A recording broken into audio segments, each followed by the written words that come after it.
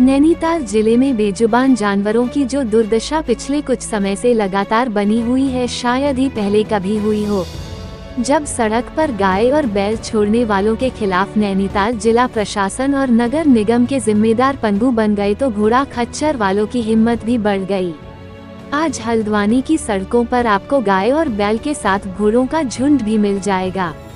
सोचिए कैसे बीच सड़क ये बेजुबान हादसे का सबब बनते हैं, लेकिन इसी दफ्तरों में बैठे जिम्मेदार मानो निरंकुश हो चले हों।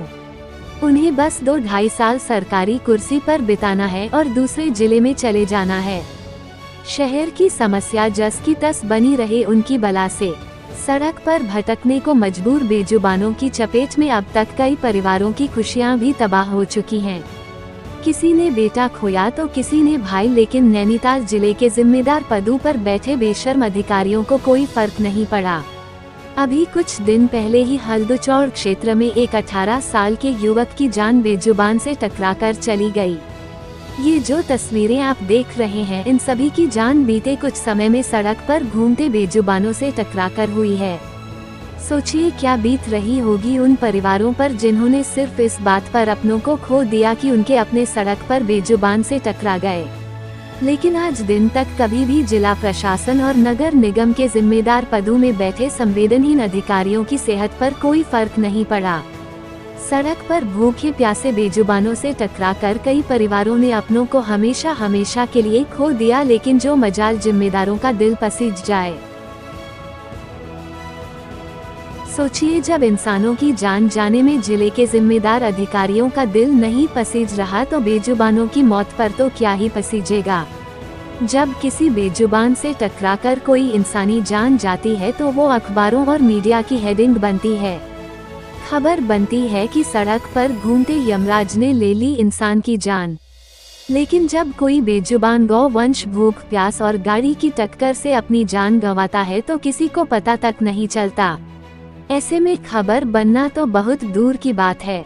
ऐसे में इन बेजुबानों को यमराज कहना छोड़िए, बल्कि समाज के उन असली यमराजों के खिलाफ बोलने की हिम्मत दिखाइए, जिनकी वजह से ये बेजुबान सड़कों पर भटकने को मजबूर होते हैं। हल्द्वानी और जिले भर में आए दिन बेजुबान गौवंश जान गंवा रहे हैं। ये हाल उस समाज का है जो गाय को माता कहता है। अंतिम संस्कार से लेकर पूर्वजों के श्राद्ध कर्म तक गौ माता को ढूंढता है। लेकिन जब वही गाय दूध देना बंद कर देती है या बछिया के बजाय बछड़े को जन्म देती है, तो फिर उसे सड़क पर मरने को छोड़ दिया जाता है। गौवंश की दुर्दशा देखनी हो तो वीवीआईपी शहर हल्द्वानी आइए, जहां जिलाधिकारी से लेकर कुमाऊं के सबसे बड़े अधिकारी कुमाऊं आयुक्त रहते हैं। डीएम और कमिश्नर ही क्यों, नगर आयुक्त आईएएस विशाल मिश्रा भी हल्द्वानी में ही सुशोभित होते हैं, जिन पर भी बेजुबान जानवरों को गौशाला में पहुंचाने की जिम्मेदारी है। लेकिन जो मजाल जिम्मेदार अधिकारी शिद्दत से इन बेजुबानों के प्रति अपना कर्तव्य निभा दें। नतीजा आज गौलापार क्षेत्र के सैकड़ों किसान बेजुबान जानवरों से परेशान हैं। भूखे प्यासे बेजुबान खेत की खड़ी फसल से अपनी भूख मिटा रहे हैं और किसान अपनी मेहनत को तबाह होता देख परेशान है। बड़ा सवाल यही है कि आखिर हल्द्वानी में बेजुबानों को सड़क में मरने को कौन छोड़ रहा है। अगर दूसरे जिलों से भी लोग हल्द्वानी क्षेत्र में बेजुबानों को तिल तिल मरने को छोड़ रहे हैं, तो क्यों नगर निगम और जिला प्रशासन के जिम्मेदार सोए हुए हैं। पिछले साल 2 दिसंबर से नगर निगम के प्रशासक की जिम्मेदारी पर भी जिलाधिकारी वंदना काबिज हैं। लेकिन हल्द्वानी नगर निगम दफ्तर और डीएम ऑफिस के बाहर की नैनीताल रोड पर सुबह से रात तक बेजुबान तेज धूप, जाड़ी और बरसात में भटकने को मजबूर हैं। आखिरी बार जिलाधिकारी वंदना ने 20 जुलाई 2024 को अपने कैंप कार्यालय हल्द्वानी में निराश्रित गौवंश के प्रबंधन में जनपदीय गौ आश्रय समिति की बैठक ली थी, जिसके 2 दिन बाद नगर निगम के जिम्मेदारों ने हल्द्वानी की सड़क से कुछ बेजुबानों को पकड़ने की खानापूर्ति वाली कार्रवाई भी की थी और इस कारनामे को मीडिया में बांटकर ये जताया भी था कि वो कितने सक्रिय हैं। जिलाधिकारी ने नई गौशालाओं के निर्माण के साथ साथ नगर पंचायत, नगर पालिका एवं नगर निगम क्षेत्रों में पशुपालन विभाग द्वारा संयुक्त टीम बनाकर निराश्रित पशुओं को छोड़ने वाले पशु स्वामियों का चिन्हीकरण कर प्रत्येक सप्ताह नोडल विभाग पशुपालन विभाग द्वारा चालान करने और अनुपालन रिपोर्ट देने के निर्देश दिए। लेकिन आज दिन तक पशुपालन विभाग ने कितने ऐसे लोगों के खिलाफ कार्रवाई की जो बेजुबानों को मतलब निकलते ही सड़क पर मरने को छोड़ रहे हैं, ये बताने वाला कोई नहीं है। सच बताएं तो नैनीताल जिले का कामकाज लंबे समय से ऐसे ही चल रहा है।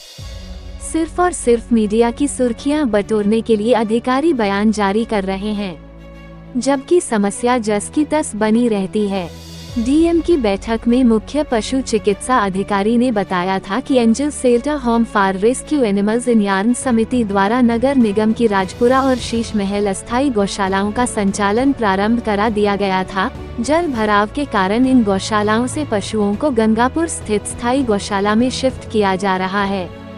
साथ ही जनपद में ग्राम गौसेवक योजना के अंतर्गत 19 लाभार्थियों का चयन कर 7 लाभार्थियों को पशु कल्याण बोर्ड में पंजीकरण कर 2 लाभार्थियों के द्वारा निराश्रित नर पशुओं का पालन भी करा दिया गया है।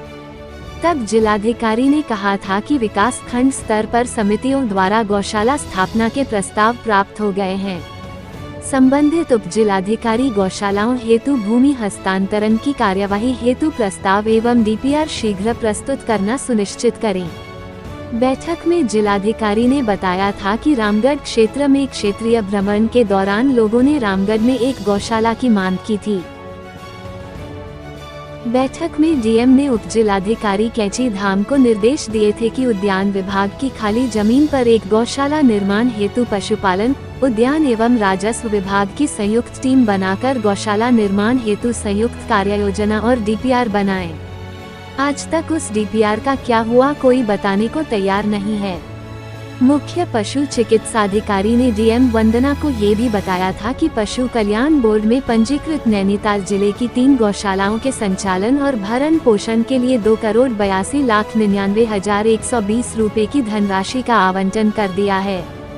सोचिए, एक तरफ जिले में बेजुबानों के लिए करोड़ों रुपए जारी हो रहे हैं और उसी जिले की सड़कों पर रोजाना बेजुबान भूख प्यास से तड़प रहे हैं। जिस वक्त जिम्मेदार अपने दफ्तर और आलीशान घरों में काजू, बादाम, ग्रीन टी और लजीज खाना खा रहे होते हैं, उस दौरान हल्द्वानी की सड़कों पर भूख प्यास से तड़पते बेजुबान सड़क किनारे गिरी कूड़े की थैलियों में अपनी भूख मिटा रहे होते हैं। अब भगवान से ही न्याय की उम्मीद बची है। हे श्री कृष्ण, अब आप ही हल्द्वानी, गोलापार, मोटा हल्दू, हल्दुचौर, लालकुआं, भीमताल, भवाली, रामगढ़ और रामनगर की सड़कों में भूखे प्यासे बेजुबान गौ वंश को बचाने को आगे आइए, क्योंकि नैनीताल जिले के सरकारी विभागों के जिम्मेदार अब किसी की नहीं सुन रहे।